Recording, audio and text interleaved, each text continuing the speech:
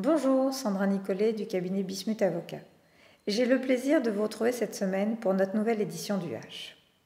En ce début d'année 2023, la Cour de cassation a rendu une série d'arrêts particulièrement utiles. Aussi, aujourd'hui, nous allons nous intéresser à un arrêt rendu le 11 janvier 2023 par lequel la première chambre de la Cour de cassation a rappelé quelques constantes autour de la prescription extinctive en matière notamment de mise en demeure et de cause d'interruption.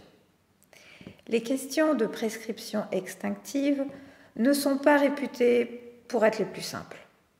Dans cette décision du 11 janvier 2023, la Cour de cassation rappelle tout d'abord que le défaut de réception effective par la caution de la lettre de mise en demeure envoyée par recommandé n'affecte pas sa validité.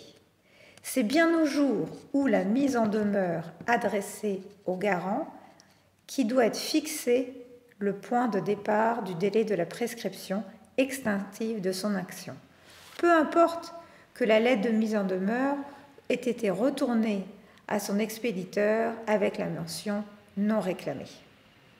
D'autre part, la Cour de cassation rappelle qu'il appartient bien au juge du fond d'avoir à rechercher si la mesure d'exécution forcée engagée prise par la banque à l'égard de la débitrice principale n'a pas eu pour effet d'interrompre le délai de prescription.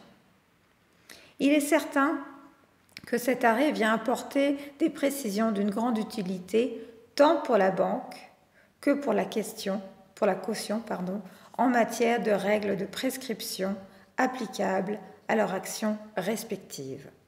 C'est ainsi que la Cour de cassation a cassé l'arrêt de la Cour d'appel sur ces deux points et renvoyé à une Cour d'appel de renvoi, celle de Dijon. Pour plus de précision, je vous invite donc à vous reporter à notre article sur le sujet. Je vous souhaite une excellente lecture de notre H et vous dis à très bientôt.